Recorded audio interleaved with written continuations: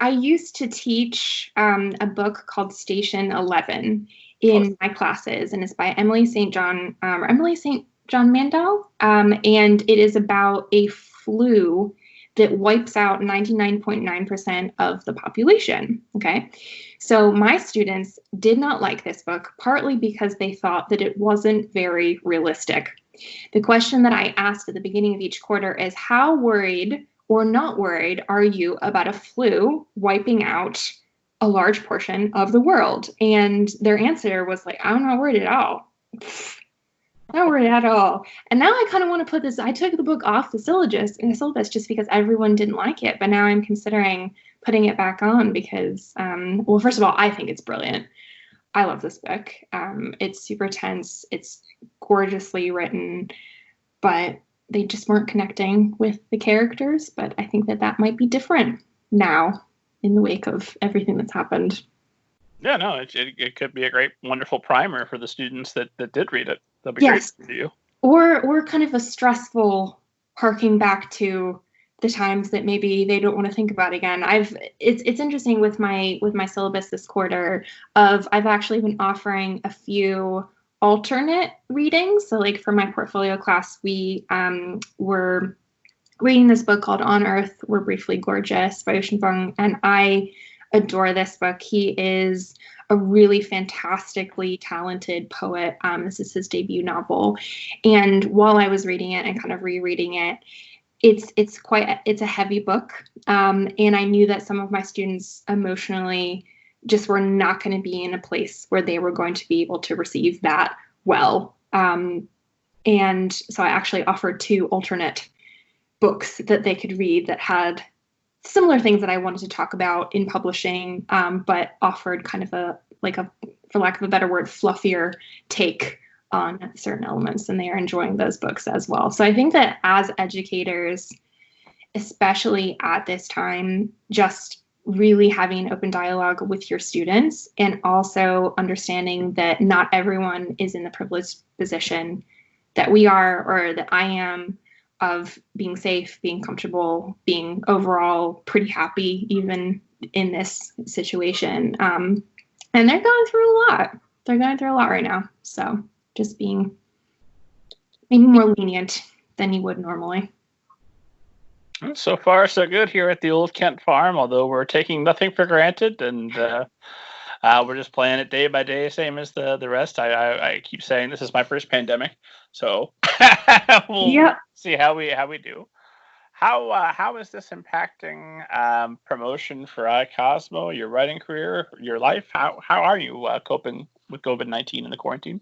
Overall, emotionally, I was talking again to my students about this just yesterday, I'm trying very, very hard actually not to process what's happening, because I feel like if I think about it way too much, that's when the spiraling is going to start to happen. So I have just kind of done my best to keep a positive attitude by checking in on the people I love and making sure that everyone is okay, but not watching the news every day and not really sinking into it, because I think you can sink so far into it that it's hard to kind of crawl your way back out. I have a lot of deadlines this summer. So I recently just dropped out of teaching summer school because the transition to virtual learning from an on-ground class has been really rewarding, but also very challenging. So it's been extremely time consuming, and I have found that I have been able to write nonfiction during this time where the facts are kind of already out there and I'm just assembling them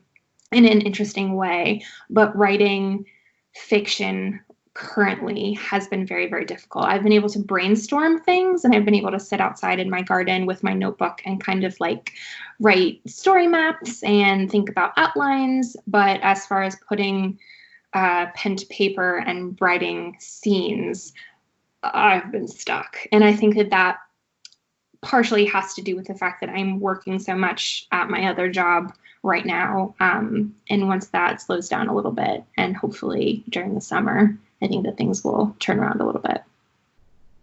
So I'm curious for those listening who say that, yes, I want to be like Carlie. That sounds like the plan.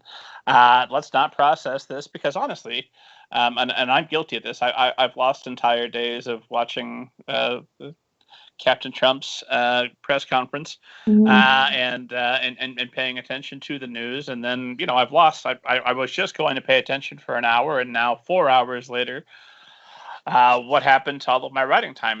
It's gone, and I don't know that I'm any better. I want to be completely uninformed, especially I want to know what's going on locally, what things I need to be aware of that are going to impact me and my family directly. But beyond that, I don't know how helpful it is to witness history. Yeah, and I think that there's obviously going to be plenty of time to process it later, potentially our entire lives. And a lot of the information that I'm seeing coming out about COVID, either it is repetitive, where it's just kind of like repeating the information that has already been said, or it's just recounting like personal stories of people who've died. And obviously, like, those are super important to hear about and to understand the personal impact that this is taking on like our country and the world. But my job, as I see it right now, is to be there for my husband, it's to be there for my family, and it's to be there for my students. And if I can do those things, then I'm going to make it out okay. And the only way that I can do those things and be a positive force in the classroom and to the people kind of in my in my vicinity, is if I keep myself in a headspace where I am not processing that all at once.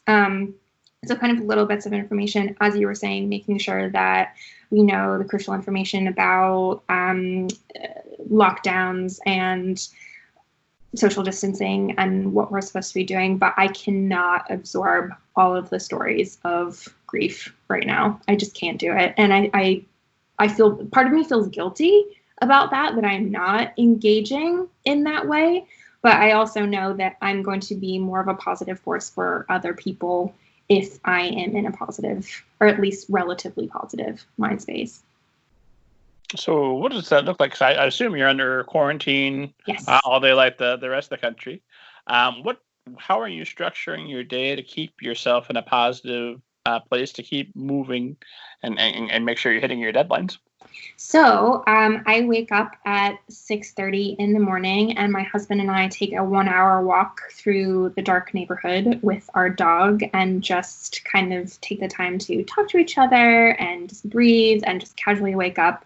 I come back, I make coffee, and then I sit for about 2 to 3 hours in my back garden, like as the sun comes up and also as like it starts to get warmer, with my coffee, with my notebook, writing, brainstorming, and also preparing for that day's classes. And then I go to my classes. So we have all Zoom classes. I'm teaching, again, fiction and portfolio class.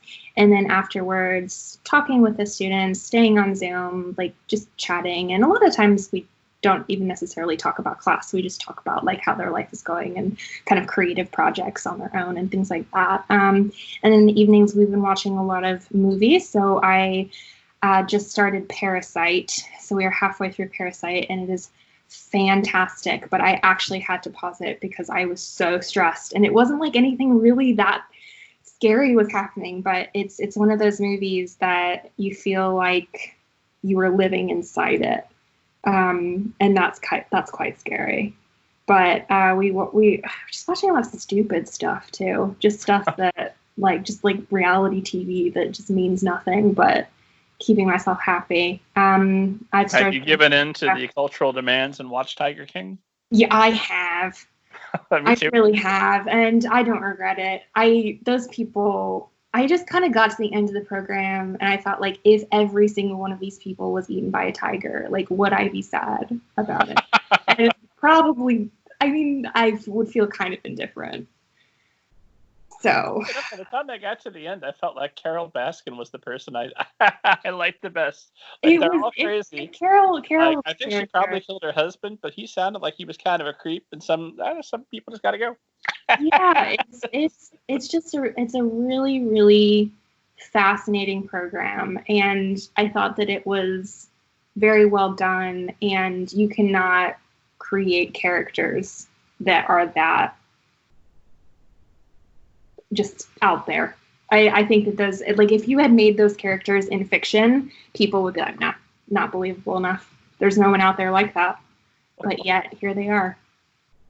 Well, hopefully some of the all of the things that were not believable, were not possible, will be changed a little bit, and without diverging into politics. I think frequently about the current president of the United States, and if anyone had written that fictional president prior to this presidency, no one would have bought it. Like, of course not. That could never happen in the United States, and yet here we are. Right. Which, again, as of April 15th, by the time you're listening to this esteemed audience, who knows what's happened? No, I think that taking a deeper look at a lot of the dystopian novels that have come out in the last 10, 20, 30 years and seeing how closely they relate to what's happening